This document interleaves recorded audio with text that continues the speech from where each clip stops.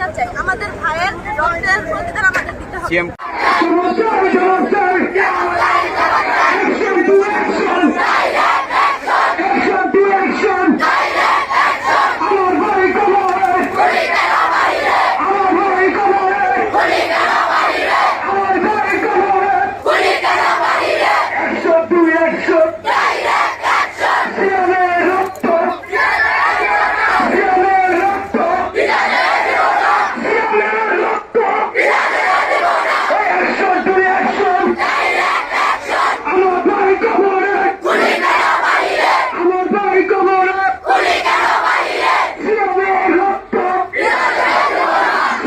শিক্ষার্থী সিয়াম হত্যার প্রতিবাদে আজকে আমাদের এখানে মানববন্ধন।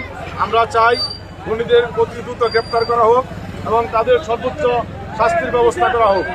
খুনিরা এখনো ঘুরে বেড়াচ্ছে, কিন্তু প্রশাসন খুব বেশি পদক্ষেপ নিচ্ছে বলে আমার মনে হয় না। তাই আমরা চাই তাড়াতাড়ি তাদের গ্রেপ্তার করে আইনের আওতায় আনা হোক এবং বিচার কার্য চালানোর করে তাদের সর্বোচ্চ শাস্তি মৃত্যুদণ্ড কামনা করছি।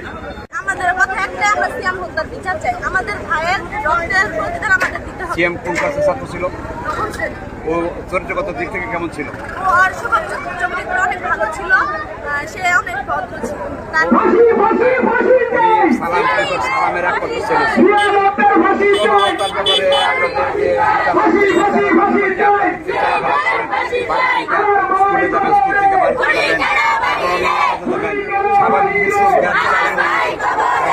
আমাদের নিরাপত্তা লাগবে এবং আমাদের সিয়াম ভাইয়ের হত্যার বিচার চাই।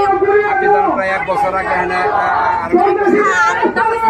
ওইটারও ভালো করে বিচার হয় না, ভালো ভাইয়ের বিচারও হয় না। আমরা দুইটা বিচার একসাথে চাই, এইখানে আমরা সিয়াম ভাইয়ের বিচার চাই।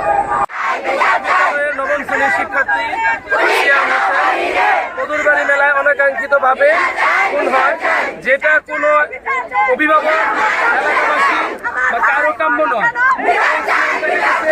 তার বাবা মায়ের একমাত্র ছেলে সন্তান, অনেক প্রত্যাশার করে একটি ছেলে সন্তান হয়েছিল।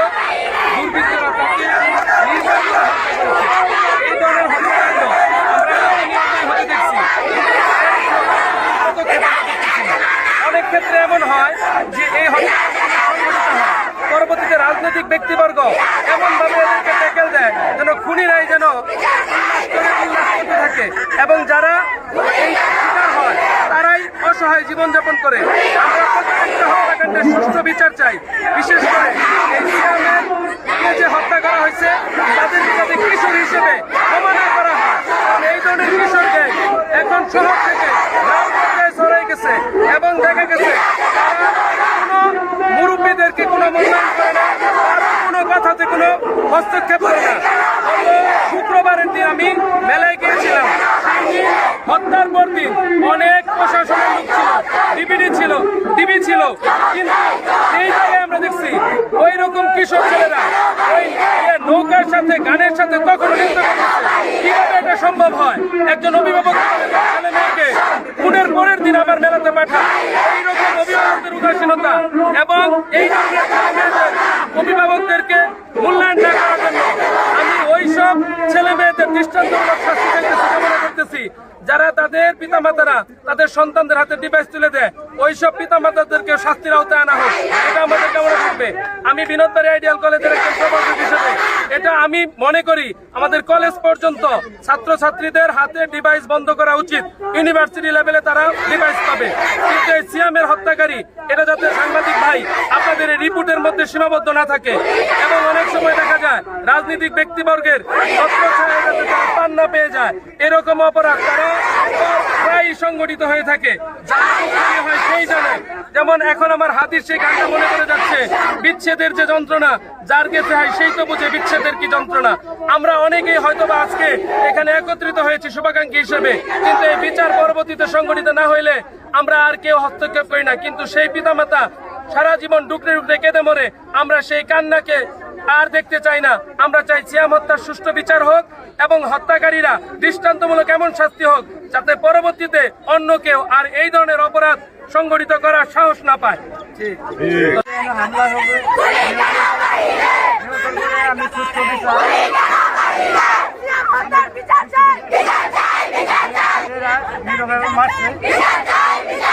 আমি ফাঁসি চাই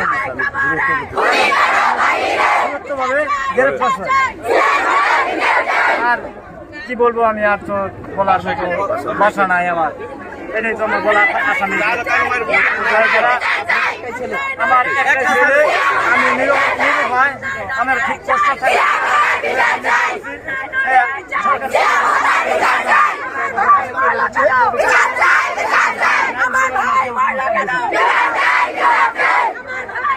যেন খালি না হয়, স্কুল পরিছাত্রদের মন যেন ভেঙে না যায়, আমি ওদের দৃষ্টান্তমূলক শাস্তি চাচ্ছি এবং প্রশাসনকে বিনীত অনুরোধ করব যে প্রশাসন যেন গতিতে তাদের গ্রেপ্তার করে সর্বোচ্চ শাস্তির আওতায় নিয়ে আসে। এটি আমাদের আপনাদের অনুরোধ এবং সকল মিডিয়া এবং বর্তমান সরকারের প্রতি আমাদের আবেদন, মাননীয় প্রধানমন্ত্রীর উপর আমাদের আবেদন।